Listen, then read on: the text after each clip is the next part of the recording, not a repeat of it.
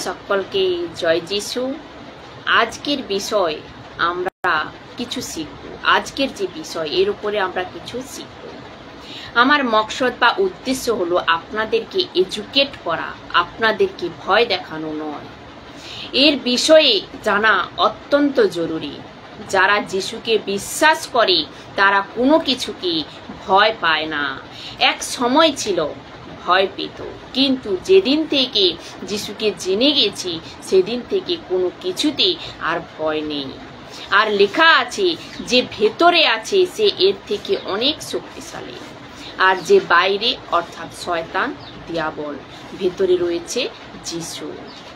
তো প্রথমে বলছি the most dangerous creature in the universe.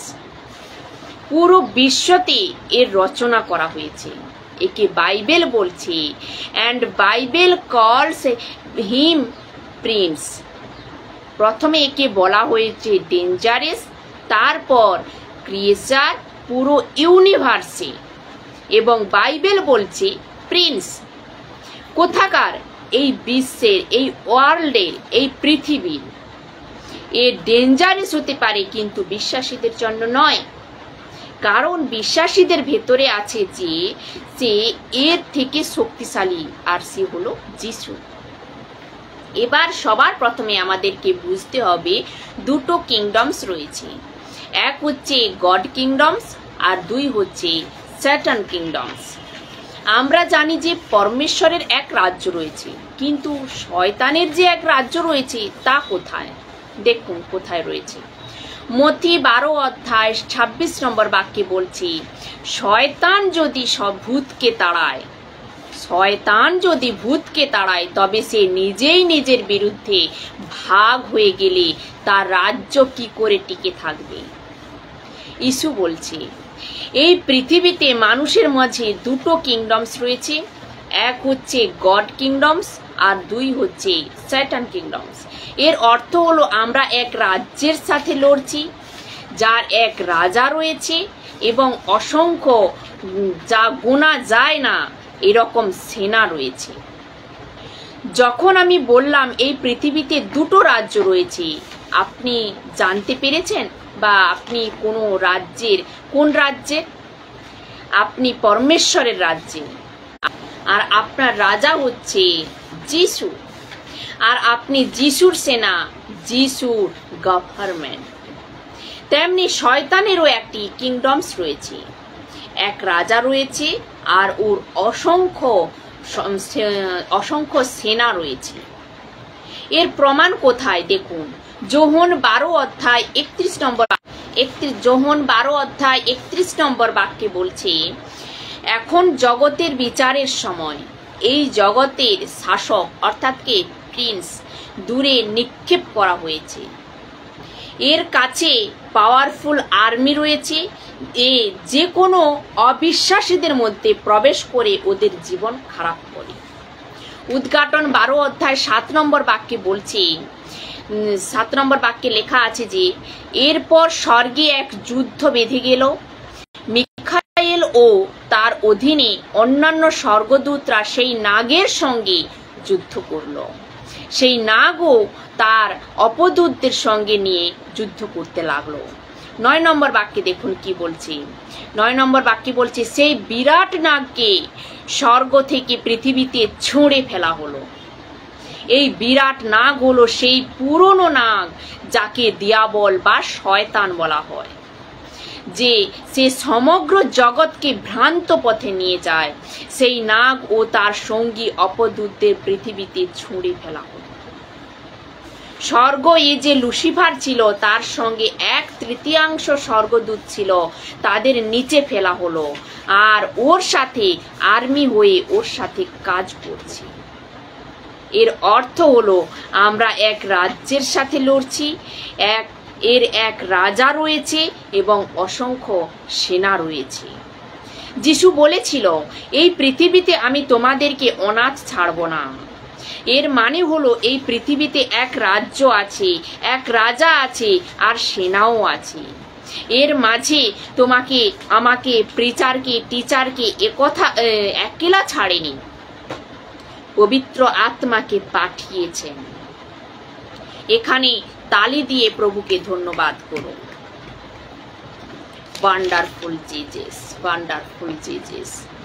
এই ডিটি থেকে আপাহিজ বিশ্বাসী চাই না, এই ডিটি থেকে যোদ্ধা লোক চাই, এমন সিপাহী চাই যে রাতে ভয় করবে না, দুষ্টাত্মাকে ভয় করবে না, জাদু টোনাকে ভয় করবে না। এরকম সিপাহী চাই যে এই রাজ্যকে টক্কর দিতে পারে এবং অসংখ্য সেনাকে টক্কর দিতে পারবে। এরকম এখানে আমরা একলা নেই, এখানে আমরা একলা নই। এবার প্রশ্ন উঠতে পারে, এদের কিংডম কোথায় রয়েছে? মধ্য আকাশে। কোথায় রয়েছে? মধ্য আকাশে। তে পৃথিবী আর স্বর্গের মাঝে রয়েছে। প্রুফ দেখুন, এর প্রমাণ দেখুন। এফেসীয় 6 অধ্যায় 12 নম্বর বাক্য, রক্ত মাংস এবং দেহধারী মানুষের সঙ্গে আমাদের সংগ্রাম নয়, শাসকগণ কর্তৃত্বের অধিকারী সকল এই অন্ধকার যুগে মহাজাগতিক ক্ষমতার সঙ্গে এবং স্বর্গরাজ্যের মন্দ শক্তি সমূহের সঙ্গে আমাদের সংগ্রাম। পৌলুস বলছে যার সাথে লড়াই সে মানুষ না। পৌলুস বলছে আমাদের লড়াই মানুষের সাথে না, আমাদের লড়াই সংগ্রাম শাসকগণদের সাথে, অর্থাৎ অন্ধকার যুগের মহাজাগতিক ক্ষমতার সাথে। এই দুষ্টতার আত্মিক সেনাদের সঙ্গে যে আকাশে রয়েছে। আমাদের সবার এক শত্রু আছে যে পৃথিবীতে তো থাকে না, কিন্তু ওর অনেক সেনা বা ফোর্স ও অনেক তাকত শক্তি এই পৃথিবীতে কাজ করছে। এই ব্যক্তি হচ্ছে লুসিফার, শয়তান, দিয়াবল। এ ব্যক্তি মানুষের দ্বারা কাজ করে। পৌলুস বলছে মানুষের সাথে লড়াই না, কিন্তু এখানে মানুষকে ব্যবহার করা হয়েছে। বাইবেলে 3 মুখ্য স্বর্গদূত রয়েছে। এক হচ্ছে মিকায়েল, লড়াই করনেওয়ালা। 2 হচ্ছে জিব্রাইল, সন্দেশ দেনেওয়ালা। আর 3 নম্বর হচ্ছে লুসিফার, আরাধনা করনেওয়ালা। লুসিফার ছিল আরাধনা করনেওয়ালা। মিকায়েল, দেখুন এখানে এক মজার ব্যাপার যে মিকায়েল এল, লাস্টে এল যোগ হয়েছে। জিব্রাইল এল কথার অর্থ হচ্ছে পরমেশ্বর, কারণ পরমেশ্বর সবকিছু জানতেন। এই জন্য পরমেশ্বর এল রাখেনি। কার? লুসিফারের ক্ষেত্রে এল নেই। আর লুসিফারের অর্থ হলো ভোরের তারা, রোশনি অর্থাৎ আলো। বাইবেলে মোট 3 স্বর্গদূতের কথা উল্লেখ রয়েছে, 4 না 5 না। যখন আমরা শিখি, প্রচার করি এবং আগে বাড়তে থাকি, তখন আমাদের এই 3 এঞ্জেলসকে জানতে হবে। এক হচ্ছে মিকায়েল, এর অর্থ হলো প্রার্থনা। 2 হচ্ছে জিব্রাইল, এর অর্থ হলো প্রচার। এই 2 জন এখন এই পরমেশ্বরের সাথে রয়েছে, তাই আমরা প্রার্থনা করছি এবং প্রচার করছি। এরপর মেন পয়েন্ট হলো, আপনার মনে হয়তো প্রশ্ন উঠতে পারে যে লুসিফার যদি স্বর্গদূত হয় তবে শয়তান বা দিয়াবল হলো কিভাবে? এটা হয়তো আপনাদের মনে প্রশ্ন উঠতে পারে। স্বর্গদূত থেকে শয়তান হওয়ার সফর দেখুন। লুসিফার স্বর্গদূত ছিল, ওই স্বর্গদূত থেকে এখন শয়তান কিভাবে হয়েছে? এর ইন্ট্রোডাকশন জলদি হয়ে গিয়েছিল। সৃষ্টি হয়েছিল মাত্র 6 দিন, সৃষ্টি হয়েছিল 6 দিনে। আপনারা সবাই জানেন আদি পুস্তক 1 অধ্যায় 2 অধ্যায় 1 অধ্যায় 2 অধ্যায়, এই পুস্তকে 2 অধ্যায় পর্যন্ত লুসিফারের কথা লেখা নেই বা উল্লেখ নেই, কিন্তু 2 অধ্যায়ের শেষে হলো ও 3 অধ্যায়ে এই সময়ে এর কথা উল্লেখ রয়েছে। এবারে একটু ভেবে দেখুন আপনারা কি মসিহ জগতে পরমেশ্বর মসির দ্বারা মসিহ জগৎ তখন ইসরায়েলকে, তখন আর কলেসিয়াকে এখন বহুতই জলদি বলেছিলেন, জানিয়ে দিয়েছিলেন এই পৃথিবীতে এমন এক শক্তি রয়েছে যাকে বলে শয়তান। এর জন্য পরমেশ্বর 3 অধ্যায়ে এর জলদি ইন্ট্রোডাকশন করে দিয়েছিলেন। কি রূপে? সাপ রূপে। কি রূপে? সাপ রূপে। ইসাইয়া 14 অধ্যায় 12 নম্বর বাক্য এবং 20 নম্বর বাক্য, আর এজেকিয়েল 28 অধ্যায় 12 নম্বর বাক্য, 28 অধ্যায় 12 নম্বর বাক্য, এই দুটো জায়গা থেকে লুসিফারের কাহিনী শুরু। প্রথমে নবুকদনেসর রাজার এক উদাহরণ দেখুন কি বলছে। ইসাইয়া 14 অধ্যায় 4 নম্বর বাক্যে বলছে যে সেদিন তোমরা বাবিলের রাজা সম্পর্কে এই গানটি গাইতে শুরু করবে। গানটি হলো, রাজা তার শাসনকালে অত্যন্ত জঘন্য ব্যক্তি ছিলেন, কিন্তু তার শাসনকাল এখন শেষ হয়ে গেছে। 1 থেকে 11 পর্যন্ত পড়লে বুঝতে পারবো এর কাহিনী, কিন্তু যখন 12 নম্বর আসে তখন বলছে, কি বলছে দেখুন। এশাইয়া এক রাজার দ্বারা লুসিফারের কথা বলছে। এখানে লুসিফারের কথা ডাইরেক্ট নেই, কিন্তু ইনডাইরেক্ট ভাবে, অর্থাৎ রাজার দ্বারাই শয়তানের কথা হচ্ছে। বন্ধুরা ভালো করে বুঝবেন, অর্থাৎ রাজার মধ্যে এক স্পিরিট কাজ করছিল, তা হলো শয়তানের। 12 নম্বর বাক্যে দেখুন কি বলছি। তুমি সকালের তারার মতো ছিলে, কিন্তু এখন তোমার আকাশ থেকে পতন হয়েছে। একদা পৃথিবীর সমস্ত জাতি তোমার সামনে মাথা নত করেছে, কিন্তু এখন তোমাকে কেটে ফেলা হয়েছে। এ কথা কাকে বলছে? নবুকদনেসর রাজাকে বলেনি, বলছে শয়তানকে। প্রথমেই বলেছি এখানে ইনডাইরেক্ট ভাবে শয়তানের কথা বলা হচ্ছে, কারণ রাজার মধ্যে যে স্পিরিট কাজ করছিল তা শয়তানের। বলছে আমি পরমেশ্বর। রাজা কি বলছে? যে আমি পরমেশ্বর। প্রমাণ দেখুন। সাদ্রাক, মেশক, আবেদনকে বলেছিল আমার মূর্তি বানাও, আর সব লোক আমার মূর্তির সামনে ঝুঁকে। কি জন্য? এই পরমেশ্বর। কারণ মূর্তিকে রেখে শয়তান পরমেশ্বর হতে চেয়েছে। এর এক নেচার বা স্বভাব। কার? শয়তানের। এ হচ্ছে এক নেচার বা স্বভাব। 13 নম্বর বাক্যে দেখুন কি বলছি। তুমি সর্বদা নিজেকে বলতে আমি হব পরাত পরের রাজা বা পরাত পরের মতো, আমি হব স্বর্গারোহণ করব, ঈশ্বরের নক্ষত্র মণ্ডলীর ঊর্ধ্বে আমার সিংহাসন উন্নীত করব। আমি পবিত্র দেবতার সমাগম পর্বতে অধিষ্ঠান করব। এই পর্বতে ওই পর্বতের ওপর দেবতাদের সঙ্গে আমার সাক্ষাৎ হবে। 14 নম্বর বাক্যে দেখুন কি বলছি। আমি মেঘের বেদিতে উঠব, আমি পরাত পরের তুল্য হব। এ কে বলছে? নবুকদনেসর রাজা না, এ বলছে লুসিফার, শয়তান, দিয়াবল। লুসিফারের মধ্যে এক এমন জিনিস ছিল যে ও সব কিছু দেখছিল। দূতদের মধ্যে এক রাজা মুখ্য স্বর্গদূত ছিল। এই জন্য এর যাওয়া আসা, উঠা বসা, প্রতিটি জিনিস দেখা, লক্ষ্য নজর রাখা, এই জন্য এর মনে এক অহংকার হয়েছিল। কার মনে? লুসিফারের মনে এক অহংকার হয়েছিল যে আমি স্বর্গারোহণ করব, আর নক্ষত্র মণ্ডলীর ঊর্ধ্বে আমার সিংহাসন উন্নীত করব, আমি মেঘের বেদিতে উঠব। এর অর্থ হলো উপরে যত গ্যালাক্সি রয়েছে মধ্য আকাশে, আকাশের ওপর যা কিছু রয়েছে এ কিছু দেখেছিল। আর ও যে কত সুন্দর দেখতে তাও সে দেখেছিল, প্রত্যেক জিনিসকে দেখেছিল। আর আমার ভেতরে যে পাওয়ার রয়েছে, আমি সব কিছু করতে পারছি, তাহলে আমি কেন পরমেশ্বরের সমান হতে পারবো না? এই জন্য তো বলছি আমি পরাত পরের তুল্য হব। আর আমার নিচে যারা রয়েছে তারা আমার ওয়ার্শিপ করবে, আর তারা পরমেশ্বরের নিচে রয়েছে তারা পরমেশ্বরের ওয়ার্শিপ করবে।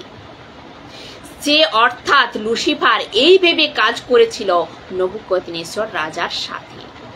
বলছে কি তুই পরমেশ্বরবান, বলছে যে তুই পরমেশ্বরবান, আমি তো হতে পারিনি, আমি তোর অর্থাৎ রাজার দ্বারা আমি পরমেশ্বর বানাতে পারব। উদাহরণস্বরূপ দেখুন, লুসিফার হাওয়াকে বলেছিল যেদিন এই ফলটি খাবে সেদিন পরমেশ্বরের সমান হয়ে যাবে। দেখুন এখানে কত বড় মিথ্যে কথা বলেছিল, যে বলছে তুমি যেদিন এই ফলটা খাবে সেদিন তুমি পরমেশ্বরের সমান হয়ে যাবে। এর অর্থ হলো লুসিফার হাওয়াকে বানাতে চায়নি, হাওয়ার দ্বারাই নিজে বানতে চেয়েছিল। বন্ধুরা একটু ভালো করে বোঝার চেষ্টা করুন। বলছে যে লুসিফার বলছে যে যেদিন এই ফলটি খাবে সেদিন তুমি পরমেশ্বরের তুল্য হয়ে যাবে, অর্থাৎ পরমেশ্বরের সমান হয়ে যাবে। এর অর্থ হলো লুসিফার হাওয়াকে বানাতে চায়নি, হাওয়ার দ্বারাই নিজে বানতে চেয়েছিল। লুসিফার এসে নবুকদনেসর রাজাকে বলছে তুই বহুত উঁচু করে তোর একটা মূর্তি বানা, যাতে গ্রামের সব লোক তোর মূর্তির সামনে ঝুঁকে। লোক জানবে কি আমরা রাজার কাছে ঝুঁকছি, কিন্তু না, তুই জানিস না আমি তোর মধ্যে অর্থাৎ তোর ভেতরে থাকবো, আর ওরা আমাকে প্রণাম করবে বা আমার কাছে ঝুঁকবে। যিশুর কাছে এসে কি বলেছিল, তুই যদি আমাকে প্রণাম করিস তাহলে আমি তোকে পুরো জগৎটা দিয়ে দেব। ওই সময় যিশু টোটাল 100% মানুষ ছিল। লুসিফার ওই মানুষ হওয়ার ফায়দা উঠিয়েছিল। আজ লুসিফার বলছে জানোয়ারের পূজা করো, তো মানুষ কি করছে? সাপকে পূজা করছে, বান্দরকে পূজা করছে, হাতিকে পুজো করছে, ইন্দুরকে, কুকুর, বেড়াল, পাখি আর জানি না জানি কত কিছু কে পূজা করছে। বাক্য 15 বলছে কিন্তু সেটা ঘটেনি। তুমি ঈশ্বরের সঙ্গে স্বর্গে যেতে পারোনি, তোমাকে সমাধিস্থলের গভীর অন্ধকারে নিমজ্জিত করা হয়েছে। সব থেকে জরুরি কথা হলো কোনো দিন নিজেকে বড় করবেন না, কোনো দিন না, নিজেকে বড় করবেন না যে আমি এটা করেছি, আমি ওটা করেছি, আমি করেছি বলেই হচ্ছে, আমি না করলে এটা হতোই না। এসব কোনো করবেন না।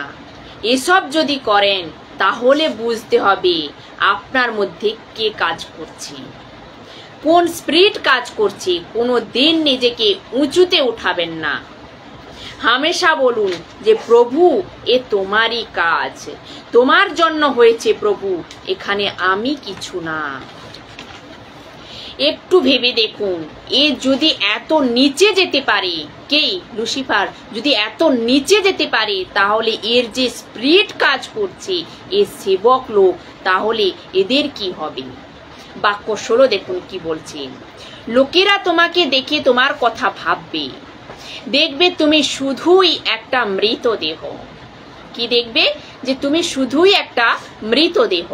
তারা দেখবে যে তুমি একটি সব দেহের চেয়ে বেশি কিছু নও, এবং বলবে এ ওই কি সেই একই ব্যক্তি যে পৃথিবীর সমস্ত রাজ্যের প্রচন্ড ভয়ের কারণ ছিল।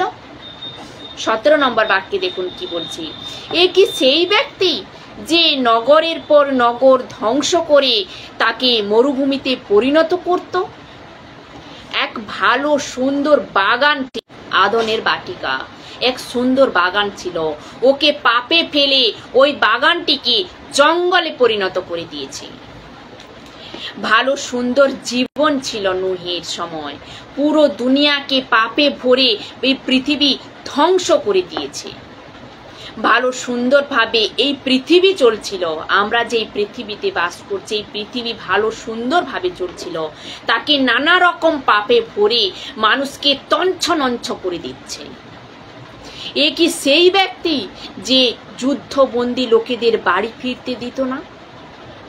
এর অর্থ হলো অবিশ্বাসীকে কোনো দিন যিশুর কাছে আসতে দিত না। এর ফাঁদে যে পড়বে সে কোনো দিন বের হতে পারবে না, আর বেরোনো ও মুশকিল। আর বিশ্বাসীদের বলছি, আপনারা প্রভুকে ধন্যবাদ দিন যে প্রভু তোমার দয়াতে আমি উদ্ধার পেয়েছি এই শয়তানের হাত থেকে। যিশু কি বলেছিল?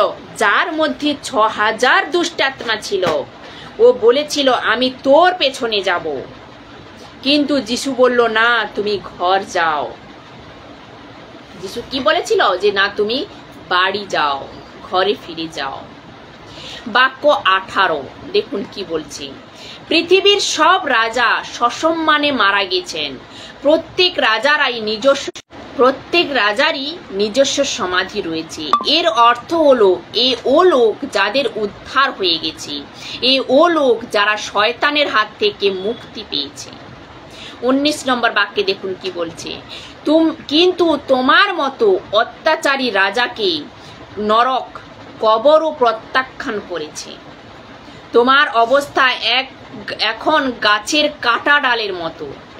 গাছের ডালকে কেটে যেমন ছুঁড়ে ফেলে দেওয়া হয়, তেমনি তুমিও নিজ কবরস্থান থেকে দূরে নিক্ষিপ্ত হয়েছ। তুমি যুদ্ধে নিহত সেই সব ব্যক্তির শরীর দিয়ে চাকা যার গর্তের মধ্যে পাথরের মতো গড়িয়ে যায়। তুমি সেই মৃতদেহের মতো যাকে মারিয়ে যাওয়া যায়। 20 নম্বর বাক্যে দেখুন কি বলছে। অনেক রাজা মারা গিয়েছে এবং তাদের নিজস্ব কবর রয়েছে, কিন্তু তুমি তাদের সঙ্গে যোগ দিতে পারো না, কারণ তুমি তোমার প্রজাদের হত্যা করেছ। তোমার ছেলেমেয়েরা তোমার মতো ধ্বংসকার্য চালিয়ে যাবে না, তাদের বিরত করা হবে। উদ্ঘাটনে 19 অধ্যায় আর 20 অধ্যায় যখন যিশু এই পৃথিবীতে আসবে, তখন লুসিফারকে অনন্তকালের জন্য নরকে ফেলে দেওয়া হবে। এই ওর কানেকশন। এজেকিয়েল 28 অধ্যায় 1 থেকে 10 পর্যন্ত পড়লে বা কিং তায়ার ও নবুকদনেসর রাজার মতো চেয়েছিল কিং হতে, অর্থাৎ রাজা হতে। আর এজেকিয়েল 28 অধ্যায় 11 থেকে 19 নম্বর পর্যন্ত পড়লে কিং শয়তানের কানেকশন কিং তায়ারের সাথে। লেখা আছে ক্রিয়েচার जो কিং সে গড হতে চেয়েছিল। ক্রিয়েচার কেন? কারণ মানুষেরও রচনা হয়েছে আর শয়তানেরও রচনা হয়েছে। এরপর দেখুন 1 নম্বর, প্রভুর বাক্য আমার কাছে এলো, তিনি বললেন। 2 নম্বর বাক্যে দেখুন কি বলছে।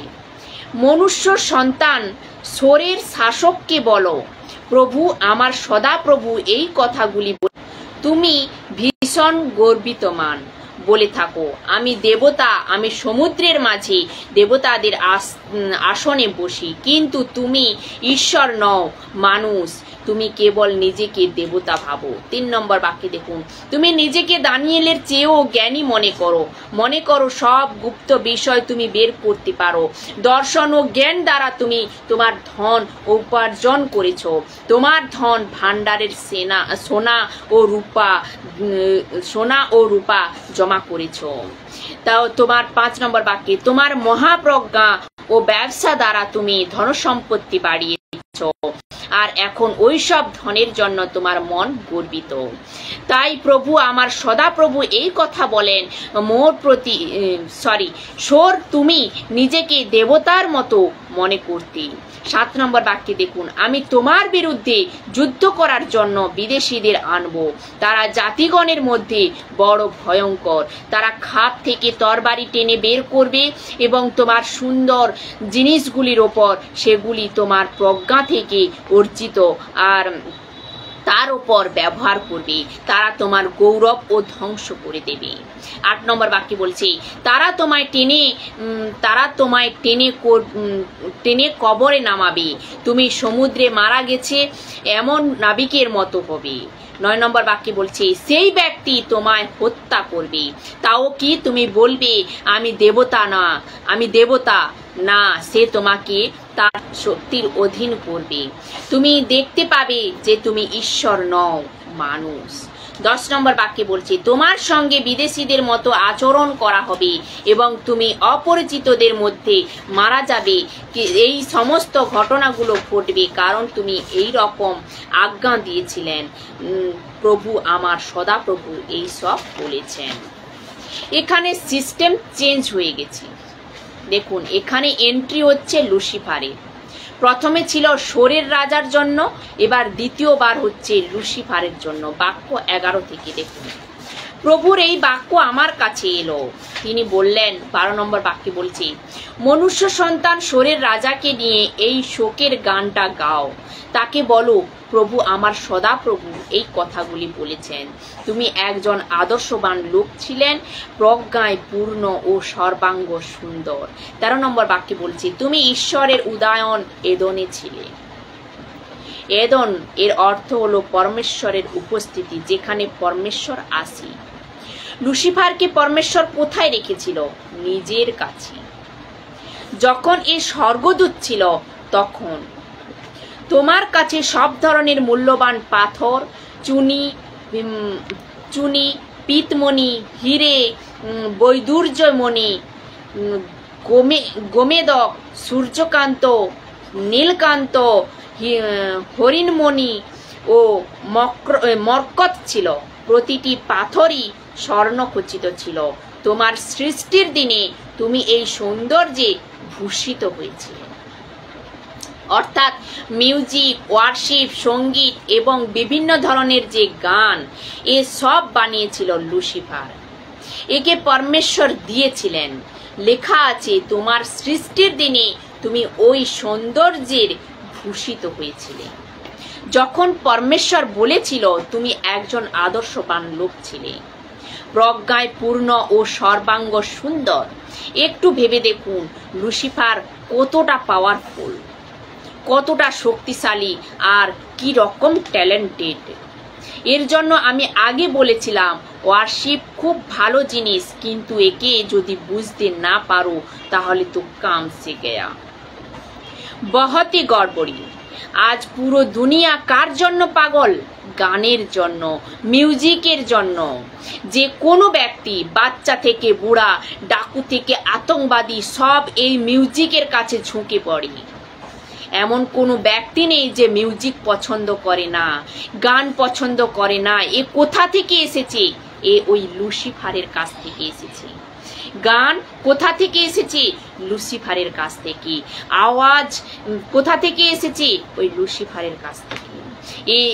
এ বাইরের দুনিয়াটা কি, যেমন হচ্ছে টলিউড, হলিউড, বলিউড, এ সবার অথার হচ্ছে লুসিফার। লুসিফারের মধ্যে মিউজিক ইনভলভড রয়েছে। এ যে কোনো ব্যক্তিকে এক রাতের মধ্যে স্টার, সুপারস্টার বানিয়ে দিতে পারে। বাক্যে দেখুন 14 নম্বর বাক্যে কি বলছে, আমি বিশেষভাবে তোমার জন্য একজন করুবকে তোমার একজন অভিভাবক হিসাবে নিযুক্ত করেছিলাম। এ এক এঞ্জেল যার মধ্যে পাংখা রয়েছে। এই এক এঞ্জেল ছিল যার মধ্যে পাংখা রয়েছে। একে অভিষেক করেছিল, পাওয়ার দিয়েছিল। আমি তোমাকে ঈশ্বরের পবিত্র পর্বতের ওপর স্থাপন করেছিলাম। আগুনের মতো চকচকে এই মণি মাণিক্যের মধ্য দিয়ে তুমি যাতায়াত করবে। তোমাকে যখন সৃষ্টি করেছিলাম, 15 নম্বর বাক্যে বলছি, তোমাকে যখন সৃষ্টি করেছিলাম তখন তুমি ধার্মিক ও সৎ ছিলে, কিন্তু তারপর তোমার মধ্যে দুষ্টতা পাওয়া গেল। 16 নম্বর বাক্যে বলছে, তুমি ব্যবসা করে বিরাট ধন লাভ করলে, কিন্তু তা তোমাকে হিংস্র করে তুলল এবং তুমি পাপ করলে। তাই আমি তোমাকে একটি অসুচি বস্তুর মতো ব্যবহার করলাম। আমি তোমাকে ঈশ্বরের পর্বত হতে ছুঁড়ে ফেললাম। তুমি করুব দূতের বিশেষ একজন ছিলে। তোমার ডানা আমার সিংহাসন ঢেকে রাখত, কিন্তু আমি তোমাকে আগুনের মতো চাক্কারি ওই মণি মাণিক্য থেকে জোর করে বের করে দিলাম। এবার প্রশ্ন উঠতে পারে, পরমেশ্বর জানে যে এ পাপ করবে, তাহলে একে কেন সেখানে রেখেছিলেন? তাহলে পরমেশ্বর তো মানুষকে বানিয়েছিলেন এবং বলেছিল কি ভালো। প্রত্যেক জিনিসকে বানিয়েছে দিয়ে বলেছে ভালো। তাহলে পরমেশ্বর তো গুড অর্থাৎ ভালো বানিয়েছেন না খারাপ? প্রত্যেক জিনিস ভালো বানিয়েছেন, গুড বানিয়েছেন, তাহলে খারাপ কোথা থেকে এলো? যাকে বানিয়েছেন তার থেকে খারাপ বেরিয়েছে, ব্যাড অর্থাৎ খারাপ বেরিয়েছে যাকে বানিয়েছেন। পরমেশ্বর কোনোদিন খারাপ বানায়নি। তাহলে পরমেশ্বর লুসিফারকে গুড অর্থাৎ ভালো বানিয়েছিল এবং তাকে বানিয়েছিল অথরিটি, ফ্রি হুইল ও আজ্ঞা দিয়েছিল, ফ্রি হুইল দিয়ে দিয়েছে, আজ্ঞা দিয়ে দিয়েছে। বাক্য 17 বলছে তোমার সৌন্দর্যই তোমাকে গর্বিত করেছে। বাক্যে দেখুন কি বলছে, যে তোমার সৌন্দর্যই তোমাকে গর্বিত করেছিল, তোমার গর্বই তোমার প্রজ্ঞা নষ্ট করলো, তাই আমি তোমাকে মাটিতে আছাড় মারলাম। এখন অন্যরা যারা তোমার দিকে তাকিয়ে দেখে, কোনোদিন নিজের সুন্দরতার উপর ঘমণ্ড করবেন না। আমি দেখতে সুন্দর, আমি অমুক, আমি তুসুক, কোনো দিন সুন্দর দেখতে বলে অহংকার করো না। যেমন বেশি ধন সম্পদ বা পয়সা ভালো, কিন্তু এ আপনাকে বিগড়ে দেবে, খারাপ করে দেবে। 18 নম্বর বাক্যে বলছি, অসাধু ব্যবসায়ী হিসাবে তুমি বহু অন্যায় কাজ করেছিলে, এইভাবে পবিত্র স্থানগুলি অশুচি করলে, তাই আমি তোমার মধ্য থেকেই আগুন বার করলাম, আর তা তোমাকে জ্বালিয়ে দিল ও তুমি পুড়ে ছাই হলে। আর এখন সবাই তোমার লজ্জা দেখতে পাচ্ছে। 19 নম্বর বাক্যে বলছে, তোমার যা অবস্থা হলো তা দেখে অন্য জাতির লোকেরা বিস্মিত। তুমি লক্ষ্য করছিলে, ভয় পেয়ে গিয়েছিলে এবং শেষ হয়ে গিয়েছিলে। শয়তানকে পুরো বাইবেলে মোট 3 বার দেখা গিয়েছে, মাত্র 3 বার দেখা গিয়েছে, এবং কথা বলতে রেকর্ড করা হয়েছে।